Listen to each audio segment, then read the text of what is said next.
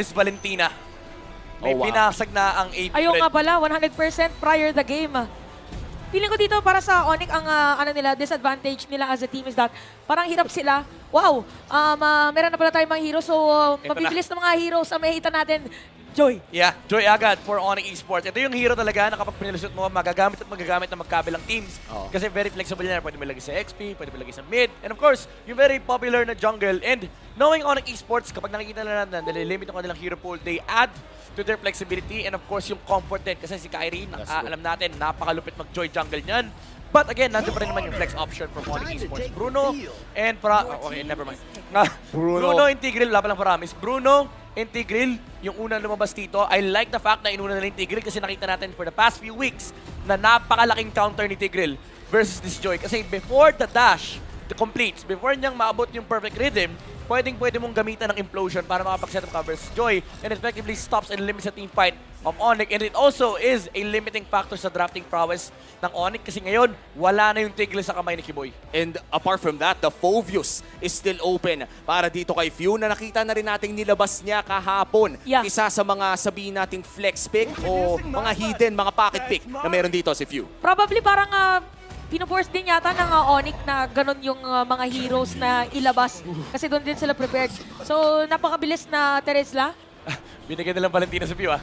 Ayoko nga pala. Walang, hindi ka pwede mag-pick ng Lilia, hindi ka pwede mag-pick ng Navaria kasi most likely matatanggal second phase. Although makakakuha pa rin naman ng Onyx most likely. Pero iba pa rin yung binigyan mo ng Valentina si Few, especially with a penalty zone Oh, and that's true. electrifying beats. Napakasakit pa man din nun. And alam natin si Few, isa sa mga pinaka-versatile na mid laners na kayang maglaro ng kahit anong playstyle. Ikaw ba naman, MPL Season 1 to Season 12, nandito ka na. Ano pa kaya ang magiging sorpresa dito ni Few? Last pick para sa AP Bren. Ano bang magandang i-pick dito? Pwede mo kunin actually yung Martis kagad kasi pwedeng second phase, ikaw magdikta kung ano Early game agad. ng mage. Oh, Pakito, I like this. Oy. XP lane kagad, very good against Joy. Dahil yung kapal ng shield na nakukuha niya from the first kill. And it's also winning matchup for the XP lane. And ang kinaganda pa dyan, pwede may flex onto the jungle. So ang daming hindi kayang butasan dito sa draft ng AP Bread kasi super flexible yung mga nakikita ng heroes. I mean, yung Bruno, tsaka yung Tigreal, most likely talagang stick na sa kanilang role yan. Pero yung Pakito, kasi hindi mo alam kung saan ilalagay. no? So kailangan para spituin ng Onyx dito, yung mga, siguro mga Arlot. Hindi naman kailangan i-ban, pero just keep in mind na pwedeng i-divert ng AP Bren yung role ng Pakito. Bigla Now, ako. they limit the mages. Yung sinasabi natin kanina na baka i-first pick nila yung Valentina Oo. sa second phase ng draft. And I feel like Onyx, kapag na-fall sila sa trap na yon, walang maiiwan kay Sans. Baka mapuwersa pa siya mag-cushion or magkadita. Ano yung binaban ngayon ng Onyx, yung mga heroes na for Kyle TZ. Kyle TZ para ma-force sila dito na since naubos, i-jungler nyo na yan. Huwag nyo nang paguluhin, ipapalap TZ nyo pa bigla eh. Pahirapan buhay namin. Oo. Tsaka nakita na natin yung Pakito ni Flap TZ, no? Isa ito sa mga Pakito na talagang nag-ingay during the group stage of M5 at ngayon nag-iingay na nga rin ang Rizal Memorial Coliseum na talagang rinig na rinig mo ang mga supporters ng AP Bren. Remember, not just in M5, kahapon. Kahapon ginamit yan ni Few and nakita natin yung kanyang prowess dito sa Pakito, especially up against the Cloud of Oheb, nang one-shot combo yan. Oh. And ito yung mga ayaw mo kapag ikaw ay Claude, yung mga nasa threaten ng early to mid, lalo kahit pagdating mo late game, yung feeling mo dapat napakalakas na nung impact ng Claude. And then suddenly, isang combo lang from Pakito, may hirapan ka maglaro. So now, yung Lilia Kadita option na sinasabi natin kanina, tinanggal na ng AP Bren. This is masterclass drafting from Coach Lucky and Coach Bren. Ipit na ipit yung Onyx dito. And looking at the draft, AP Bren, kahit ni Valentina, may Martis last pick kasi na potential dito for Kyle TZ. So, masaya sila sa naging draft dito for AP Bren. Now, Onyx, the question is, how do you deal with this Pakito and Tigreal early game presence alongside the Valentina? Kasi kailangan mo pa rin pigilan yung early game tempo na pwede makuha ni Bruno. Rome at Mage ang kulang nila. Kaja is out, hindi malalaro ni Kiboy yan. May Chow pa naman si Kiboy. So, nandun pa rin naman yung ibang hero niya or yung mga tulad ni Kufra. Nag-healda ba? Parang, maganda ba pang healda sa Pakito? Or parang, Parang hindi pa nga natin alam eh. Hindi sila pwede mag-heal kasi hindi nila kita yung jungle. sa bagay, parang ginawa mong punching bag din if ever, kung yun yung kung susundan mo yung Pakito. That's true. Parang Suntukin mo ako. bibigyan mo lang ng shield at iba pa. Last two picks para sa Onyx. Naghahanap pa rin sila ng mid laner at pati na rin ng roamer. Probably Navaria plus Gord. Okay, this is good. Kufra. Gore! Okay. maganda yung Ruby versus the Tigreal. Kasi Aha. pwede mong dikitan yung Tigreal and also pwede ka mag-potential, may potential ka mag-set versus the Tigreal kaso kailangan talaga mapatay si Tig, no? Pero may layer naman from the Gord. Now, AP Ben, maganda yung Martis dito, super. As in yung crowd control immunity labang kay Ruby. And of course, yung damage output mo versus Joy, it does amplify yung presence dito ni Valentina at ni Paquito kasi magagamit mo yung early poke sila para magkaroon ka ng access mo sa Decimate. Akai could be a choice as well sa tingin mo? O may, Martis talaga ang bet natin dito? Pili ko Martis eh. And we could see that. Honestly, may iba pa ba? Paano kung tayo naman magdirot? Wag, Maganda ba lang sila dito? Parang mahirap pala. Ayan na nga ang Martis. nga. As you said, Midnight, the Martis will be the last pick para dito sa AP Bren. And looking at the entire team composition ng dalawang kupunan, ay ano bang ma-expect natin sa first turtle fight? I mean, expect again AP Brent to pull ahead in the early game kahit pa sabihin natin very mobile yung heroes dito ng Onyx Esports at yun yung early game presence ni Martis, ni Valentina, pati na rin yung Paquito. Yun yung magiging fundamental and yung magiging beneficial dito for AP Brent kasi yung early game presence nila hindi kaya tapatan ng Onyx. Ngayon, magsisimula na nga ang ating game number 2 of this best of 7 series. Nauna na ang AP Bren with a game 1 victory at ngayon mukhang may expect na naman natin ang explosive na early game mula sa AP Bren against Onyx Indonesia. Ang tanong dito ay nakapag-isip na ba ng plano ang Onyx para kontrahin ang napaka-aggressive na early game dito ng AP Bren? Pili ko parang hindi din sila prepared kung maagang kinuha ng AP Bren yung Tigreal. Doon pa lang, Tigreal? Yeah. On 2 picks, parang tingnan natin kung talagang somehow overwhelmed with that idea. Yeah, and I feel like overwhelmed dito yung Onyx kasi again, AP Bren, they got all 5 of heroes that they wanted.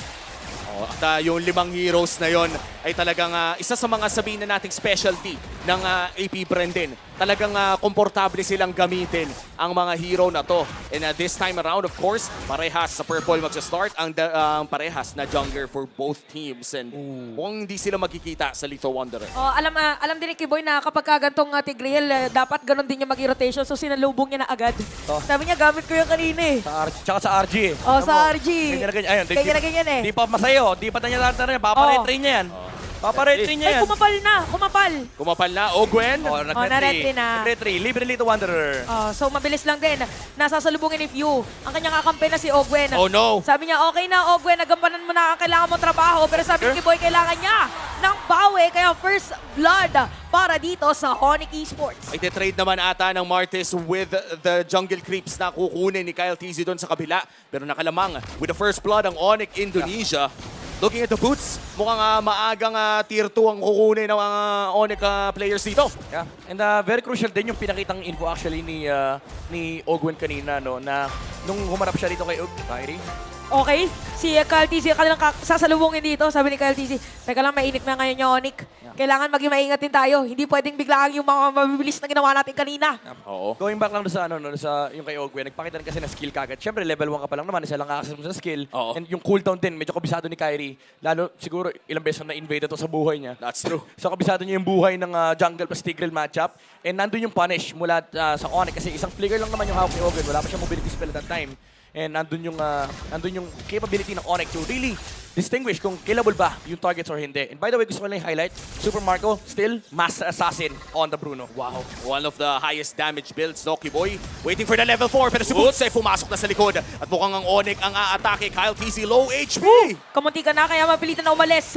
Dahil naman dyan, makukuha ng Onyx Esports yung Retribution dun sa may turtle. Napakagandang zone out para sa kanila. At AP Bren aalis dahil grabe yung zone na ginawa sa kanila ng kalaban nila. First blood at first turtle sa kamay ng Onyx Indonesia mapupunta.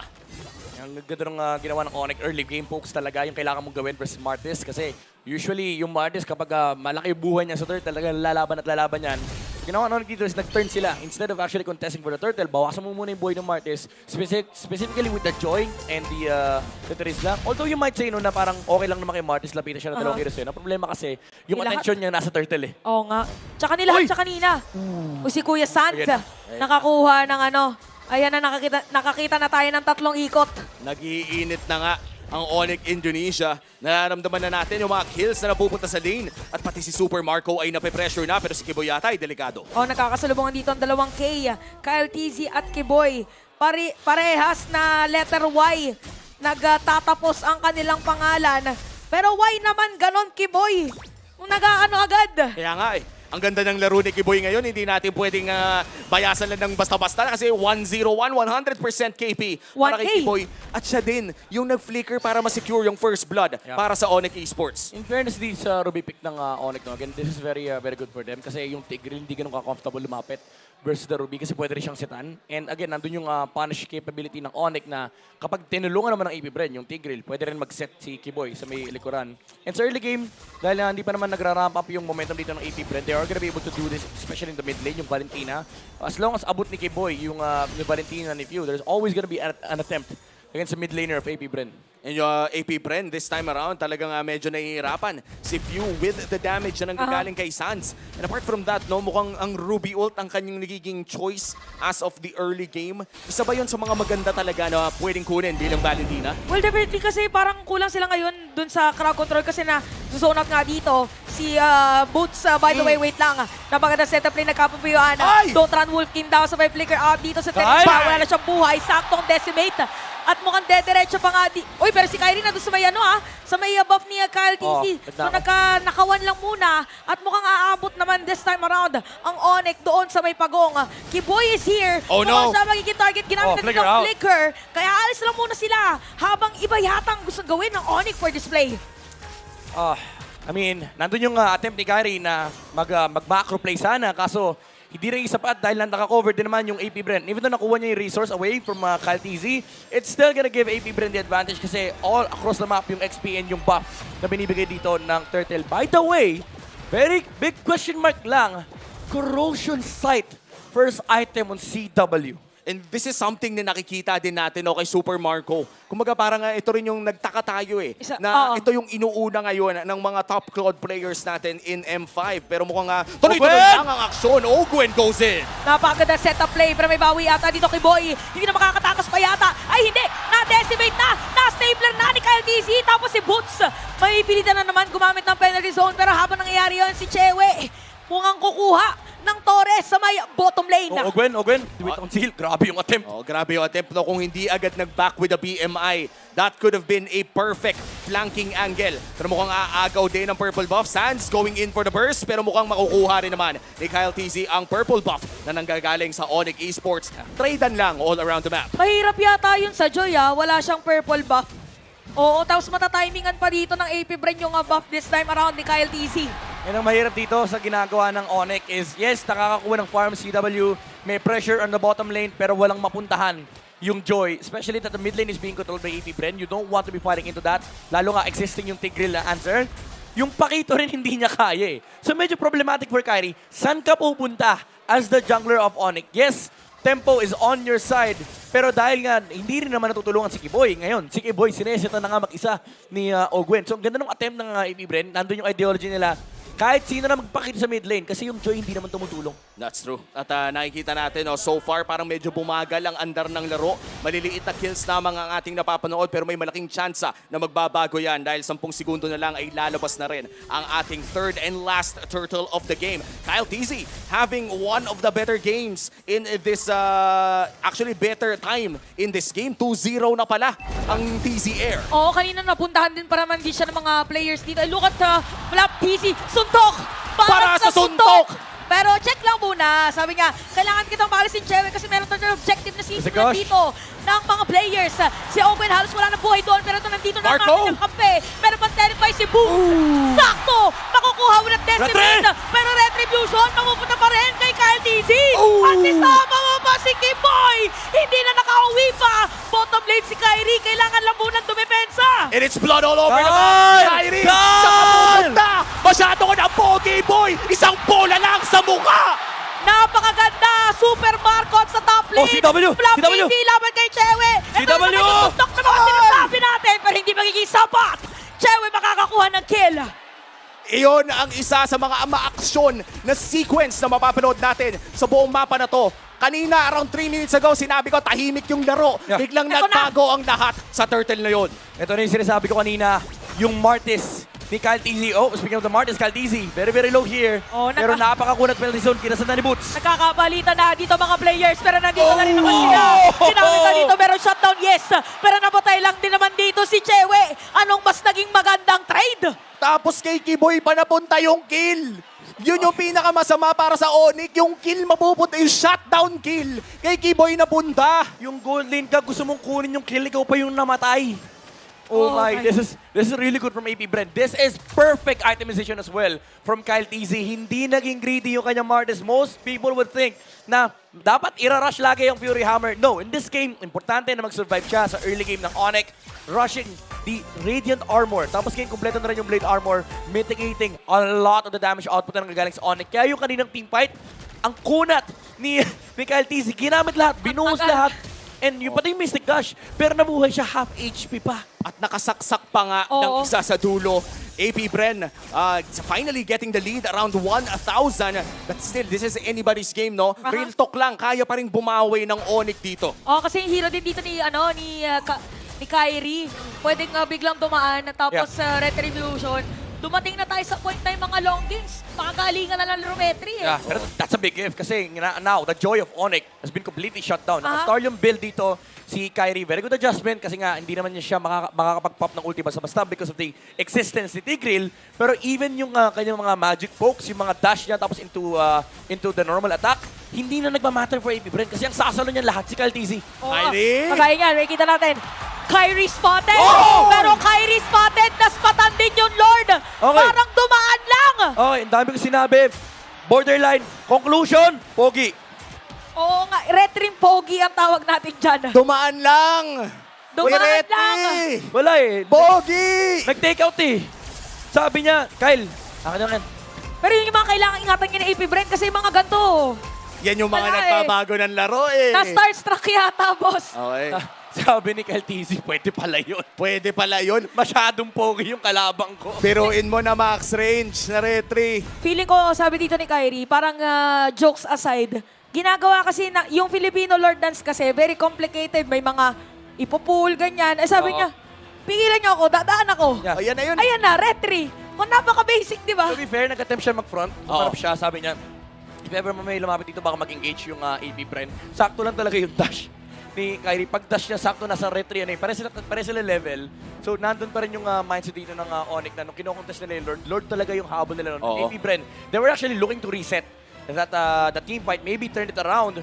Pero again, still, ang problema dito ng Onyx is, so far, yung impact ng Joy has been nullified to that Lord Steal. I mean, yung Lord Steal na yun, yung palang yung nagiging impact niya. Early game, na-shutdown talaga siya dahil sa pag-front ni Kyle TZ, perfect itemization as well from Martis. All eyes are on CW. Although, for AP Bren, hindi nila dapat gawing biro yung late game damage ng Onyx dito kasi it's still a Joy and it's still a Claude. Pero one might say na itong game, sa late game, hindi naman ganun kahirap for AP Bren. Kasi nandito pa rin yung matchup ng Claude versus Pakito. Kayang-kaya pa rin one-shotin ni Flap TZ yung Claude. Especially that the Pakito is building damage as of the moment. Oh, nakakatakot din talaga yung mga double jab combo na nanggagaling sa Pakito. At sometimes nga, kung hindi sapat yung double jab combo ay may knockout punch combo pa, yung wala talagang galawan, yung double knockout Pag na tumama, sasapakin ka sa dulo. Sobrang bardagal niya kasi naka-master assassin din yung Pakito. Oo. Alam mo yung split, kung ikaw si Chewe, kung gusto mo mag-split push, may dalawang assassin na nakatingin sa'yo. Hindi nga yung Martis eh. Partida kategory ng assassin Oo. Yung Bruno.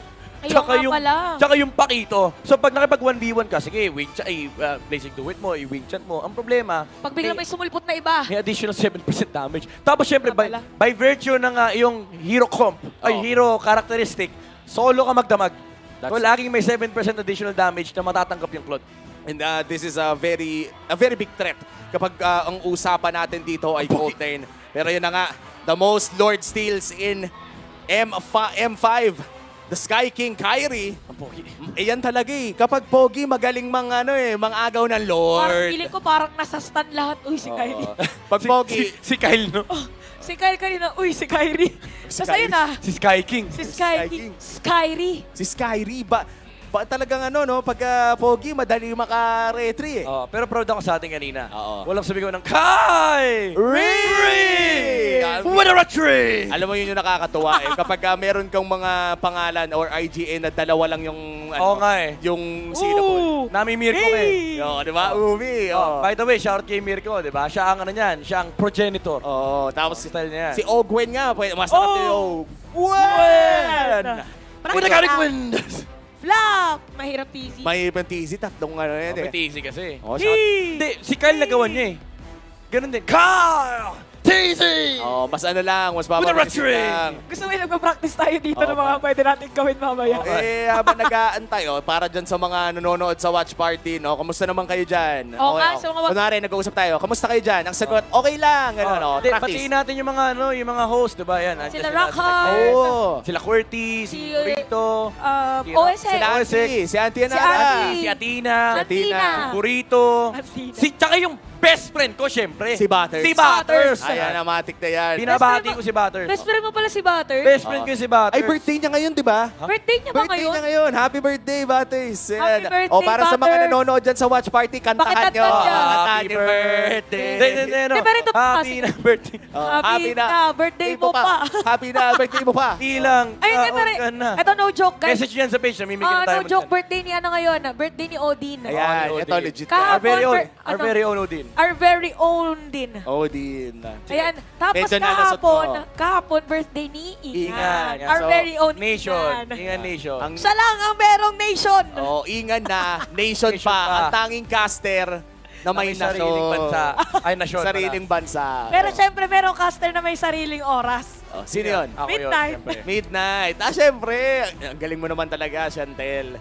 And so far, no, throughout the Nabiktima ako series, bigla. ay, na-free hit ka pa nga.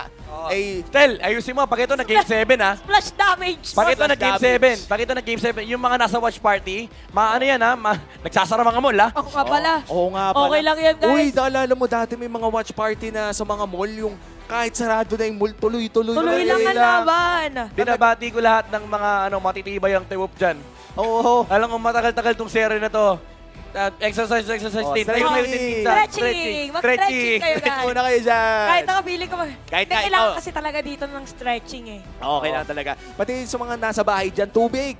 Tubig, Huwag niyong tama. kakalimutan. Tubig. Hindi ko nakalimutan, binabati ko si si H2. Si Nandyan. H2, nandyan din. Kasama si Mika. Actually, Oo. nasa harapan nga natin. Ito, nandito no? sila. Oo, kasama pa niya si Ayan. Hypebeats. Sabi ko nga, gusto ko lang naman mag-cast. Bakit may pasana all sa harap? Kaya nga eh. Tapos ngayon, nakatingin pa siya sa, sa mga stats na nakikita natin dito. Kasi, Dami. grabe, nasaan yung... Kayo na, boss. Sige na, inyo na yan. Sa inyo na yan, KDA. Sa inyo na. Na kay Sans, pati kay CW. Pero grabe naman kasi, respectable itong mga players na to. Ang ganda Tsaka ng team galing. fight kung team fight sa kanila eh. To be fair, yung kay CW, maintindihan mo kasi gold lane talagang Totoo. trabaho nila huwag mamatay. Yung kay Sans, ang nakakabilib talaga. Especially kapag nilalabas yung mga Kadita, Valentina, Oh, yun yung the mga, cushion. mga pangpatayan, yung mamamatay ka din pag pumasok ka. Tumaas yung KDA niya nung nakadalawang cushion game siya. Yung Triple Esports Ayaw tsaka nga sa pala. Friend. Tandaan yung dami niyang kills na nakukuha. And ang Cushion naganda per sa composition ng Onyx is that para silang Echo maglaro. Oh. Very, very fast-paced. And yung kanilang tank support talagang mga mamamatay tao. That is true. Talagang may mga, si Kiboy, pati na rin si Sans. Ito yung... Kiboy! Kiboy! Kakaiba yung- Sans! Sans! Yung- Gilak! Sans! Sans! Grabe! Uy, by With the the way- battery! By the way, yung gilak pala, ang ibig sabihin niyan ay crazy. Crazy Sun. Kasi- Kaya nga meron siyang, parang meron trend na pinapagawa sa TikTok. Yung Joker na smile niya. Oo, galing India Oo. yun. Kasi yung surname niya, katunog ng Gilak. Ng gilak. Oo. Tapos ginawa na lang na Gilak Sans. No? Gilak By the way, Sans. ayan na, magsisimula na muli ang Eto ating na. game number 2. Game Number 2! Oh, At ito. andyan na nga, kakasabi mo palang pinagsasasabak na! Pagkakabalik Si Chewe. natin, si Chewe pala nakakuha na nga talaga nila. Boss, bumaba ka yung KDA niya, boss. Oh, eto na. Sinapak ni Blap. Nakita yung, oh my God, the stats. For Chewe is high, sabi ni Flap TC. Oh, kailangan ibaba ibaba. natin yan. Okay. Kailangan spaghetti treatment. Sabi nila, Kailangan spaghetti. sabi Spaghetti nila, pababa. Sky Kings pala, ha? Dapat bumaba kayo dito. Inangasan mo pa, spaghetti na tayo eh. Pero ano to parang kakaibang potahe ang pwedeng ihanda mamaya ng Onyx kasi yung movement nila parang binago na rin nila eh. Aware sila. Pwedeng si Sans yata dito magiging X-Factor, no? Pag tumama yung mga bola-bola. Oo. Saka yung mga bola-bola dito ni Sans, habang tumatagal, mas humahapdi yan. Napansin na rin natin, no, kapag nasa mga ranked games tayo at may katapat tayong gourd, parang nung mga early mid-game, okay pa eh. Pwede mo pang tangkihin. Pag tumagal, Pag nasa late game ka na, madaplisan ka lang ng swimming pool, patay ka na eh. kettle ball yan, kettle Hindi ko ball. alam kung nababaliw na ba ako o nag-lightning truncheon si Sans. Dag-lightning truncheon sa ata si Sans. Okay. Bakit? Sige. Maganda naman yung patong damage yung Pure Rage nung, Oh. nung Lightning Truncheon, especially pag nag-skill sa late game. No? Masakit yan, and may slows din. And nagre-relate din talaga sa mga bola-bola, tulad nga sinabi ni Chantel. Pero again, wala kang pang-counter sa Radiant Armor na nag-exist dito kay Kyle, tsaka na rin kay Ogwen. Kasi kailangan mo yung continuous na magical penetration. Yung binababa mo yung magical defense sa kalaban. So I think this is gonna become a problem for Onyx kasi ang namimitigit na ngayon damage output ni Kyrie. So parang mitigilit pa yung damage output ni Sans. At yung damage output ni Sans dito ay bukod na sa may patong sa Lightning Truncheon ay mukhang late game pa talaga natin. Yep. Aabangan yung percentage damage. AP Bren, lamang pa rin ang 1,000 at mukhang kontrolado ng AP Bren ang ating mapa. Ito yung 25 segundong medyo hindi makakahinga. Lahat ng mga manonood or after nun dahil meron na namang Lord.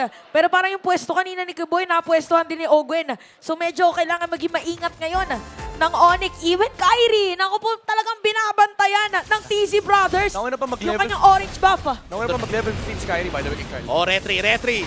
Ay, nakuha ni Kyrie. Okay! Oh, Pogi din naman kasi. Pero take note, hindi na niya nagamit yung retribution niya. Meron pa Lord. Ayun, level 15 na si Kyle TZ. Hindi na gamitin ng papogi jutsu. Mamaya pa daw, kailangan yung malaking objective ang kanyang ma-reach. 13 minutes in, this is a Luminous Lord on the hands of AP Bren. Pero si Kiboy ay pumepwesto na. Merong ninakaw ng ultimate dito si Few. It's going to be the I'm Offended na nanggagaling sa Ruby. Pero si Butsa, kailangan nating abangan. May flicker yung Terizla. Yeah. Oo nga pala, baka biglang pwedeng tumalon para sa kanya. Look at Flap though. Ito, malaking problema ng Onyx, yung bypass na pwede gawin ng Pakito. Mahaharangan actually yung Gord dito, hindi mo nila napapansin, pero Kyle DZ, half HP. Okay, nakaabang yung mga players ngayon. Si Ogwen na Selfie dito, zone? na napagandang setup para kay Kiboy. Oh, Sakto no! may flash. Ogwen is gonna be down. Tapos meron pa penalty zone. Si Boots yata magiging kapalit nila. Aalis na rin si Few. At double kill na para kay Kyrie. Kyle TZ, same goes to Flap TZ. Aalis na lang muna. Supermarket na dun sa may bandalik. Kyle! Ang pa dito yung Mystic Projectile. Kyle TZ lumalaban pero hindi na sapat. Binato na rin dito yung Worldy. At napakagandang zoning. Pinapakita ngayon ng Onyx. It is a disaster para sa AP Bren. Napakagandang engage na nagmumula kay Kiboy. Parang naamoy na lang niya na may tao doon at dinire-diretso na niya ang kanyang pag-engage. And that essentially secures the Luminous Lord para sa Onyx Esports. Very similar sa approach nila nung game number 1 na talaga nag-hero lock dito yung Onyx. Hindi one lane teamfight eh. Dalawa essentially. Yun ang yaring laban na yun. Kasi si Boots, ginamit yung penalty zone dito kay Kyle TZ, attempting to contest the Lord.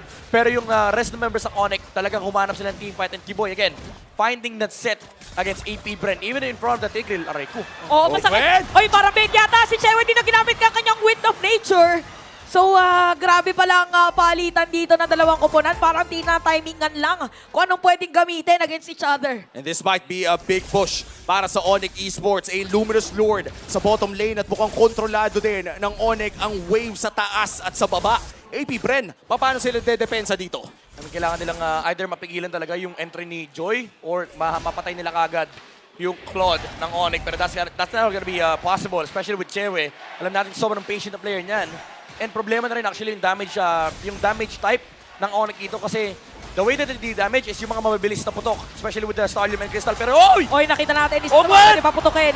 Pero setup play, napakalayo na napuntahan dito ni Kiboy. Pero makukuha niya rin si Super Marco. Mapasok din si Flap TZ para sa kanyang mga knockout strike. Tapos yung bola ni Super Marco nararamdaman na. At kakapit pa nga yung tore ng AP Bren doon sa may bandang ibaba. Dalawang patay Wow. para sa side ng Onyx. 2-man down para sa side ng Onyx. And as you said, walang nakuhang inhibitor turret ang kupunan ng Indonesia. Oh, Flap! Ay! Oh! Nakaibang TZ play! Grabe naman talaga! Wind of Nature! Oh, no! Pero si Kyle TZ, nandun pala si Sans! Napakagandang pag-respond ni Sans mula sa Onyx. At dahil dyan, makakakuha pa ng additional kill ang Onyx kay Kyrie ngayon naghahanap ng angulo. Pero hindi na ata niya itutuloy pa. Purple ang call ng Onyx. Oh, grabe yung engage na yun. It started with a very good initiation by Ogo and hindi in-expect ng Onyx yun at all.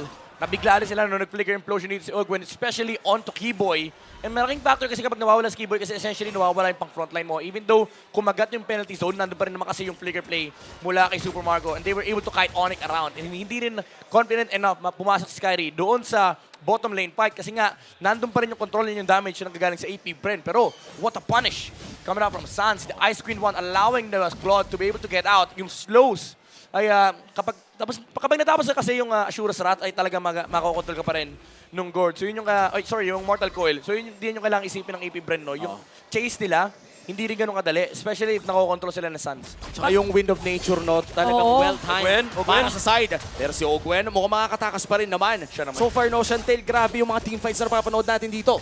Oo, parang hindi na nga makahinga yung mga ilan din sa nanonood ngayon for sure. Kasi akala natin walang teamfight pero biglang may magsiset up play para sa dalawang mga post fives natin.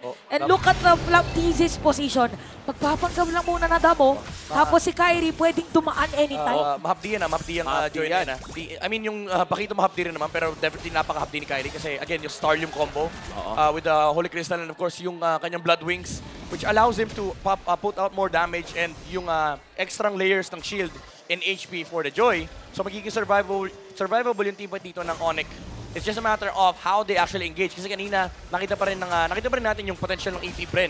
Na kapag sila yung nauna, everything goes to chaos. Pabor yun for AP Bren kasi hindi makaharap ng entry point yung heroes ng Onyx. Chewe, nangangalati na ang buhay ng Lord. Conceal play mula kay Kiboy. Karangan. Kiboy ngayon naghahanap ng angle of view. Counter conceal play. Papasok nga ba talaga? Naku po, si Caldisi dito halos wala na buhay. Meron may immortality. Pinapagligilan na siya. Pero pa-set up dito. Pero yung Lord mapupunta pa rin dito sa side. Caldisi will get the kill. Tapos si Kyrie dito, hahabulin ng mga players. Buhay pa rin naman lahat, although si Boots pala nakakuha.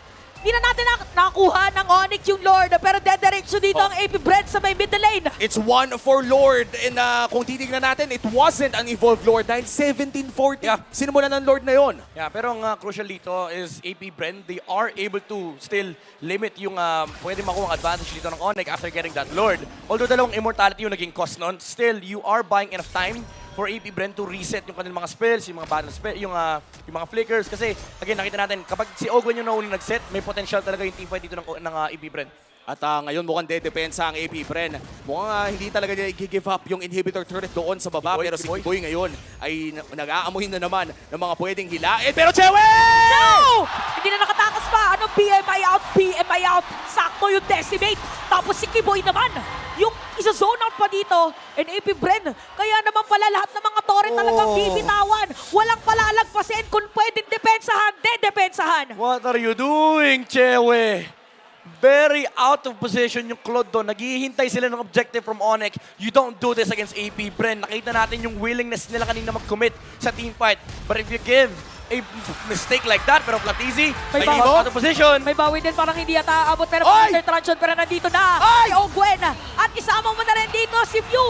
Pero hindi yata tang sabat para sa kanila may pagbawi. Tapos papasok pa rin Marco, si Few. Kiboy! Pero dito IMU, Super Marco ginamit Marco! ng Gwen. Pero pagtalko, Oh, no! para nagpasapasahan. Malabot ball build ngayon ang lanok doon. Kyrie! Kiboy, maging target nila. Pero si Kyrie tumatakbo-takbo. Ang sakit na damage dito against Few. Pero hindi sabat kasi nakakatakot din yung damage dito na AP Bren. Kiboy for Flaptizi. Sino nakalamang sa trade na yon? I mean, lamang ang Onyx in terms of hero, pero again, AP Bren still willing to commit to that team fight.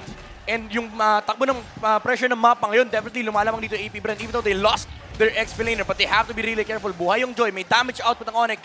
And they will respect that. Still, yung death na nangyari dito kay Flaptizi, hindi naman worth it, pero it put Onyx in a position where they cannot make their own moves.